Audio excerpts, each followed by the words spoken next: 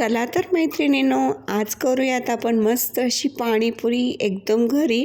आपण बाहेर खातो, परंतु बाहेर खायची पाणीपुरी एकदम थोडक्यात आटोक्यात खावी लागते, मग आपलं मन भरत नाही. पण जर घरी आपण अशी पाणीपुरी केली तर काय बोलूच नका, मन आत्मा सगळं तृप्त होणार. भरपेट अशी आपण पाणीपुरी खाणार. त्यातली आज आपण ग्रीन चटणी असते किंवा तिखट पाणी आपण ज्याला म्हणतो ती बनवायला घेतोय. एखाद्या पार्टीसाठी, छोटूशा किंवा मिनी पार्टीसाठी, मुलांची छोटीशी बर्थडे पार्टी असते, हळदी कुंकूसाठी सुद्धा आम्ही हा असा पाणीपुरीचा बेत आखला होता. तर त्यासाठी हिरवीगार ताजी रसरशीत असा पुदिना घेतला 1 मूठ भरून. घरातच आधीच नीट केलेली कोथिंबीर होती तर ती 2 मुठी अशा घेतल्या.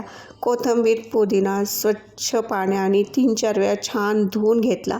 मिक्सरच्या एका मोठ्या जारमध्ये हा पुदिना आणि कोथिंबीर काढून घेतला. 3 ते 4 इंच आलं घेतलं, त्याच्यामध्ये 10 ते 12 हिरव्या मिरच्या घेतलेल्या आहेत. आणि इथं मी पूर्णपणे काळं मीठ वापरते, चवीनुसार वापरायचं.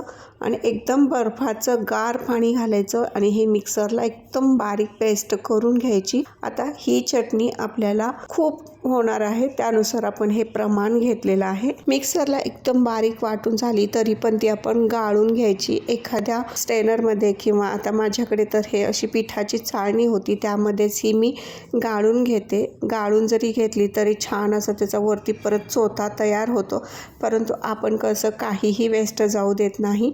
तो चोथा परत मिक्सरच्या मोठ्या जारमध्ये घालायचा, थोडंसं परत पाणी घालायचं, थोडं एकदा परत मिक्सर लावून घ्यायचा आणि हे परत चाळणीमध्ये ओतून पूर्णपणे गाळून घ्यायचं. आता बघा चोथा किवडूसा राहिला आणि हे जे पाणी गाळून आलेलं आहे ते एकदम घट्टसर असं पाणी आहे. यातलं तुम्ही निम्मं पाणी फ्रीजरला ठेवून देऊ शकता, निम्मं वापरू शकता. आता मोठ्या प्रमाणात करतोय तर याच्यामध्ये मी 2 ते 3 लिटर पाणी, साधं पाणी घालून घेतलं. त्यामध्ये आपण 2 चमचे चाट मसाला, 2 चमचे जिऱ्याची पावडर, भाजलेल्या जिऱ्याची पावडर घातली, 1 चमचा धणा पावडर घातली, 1 चमचा हिंग घातलेला आहे.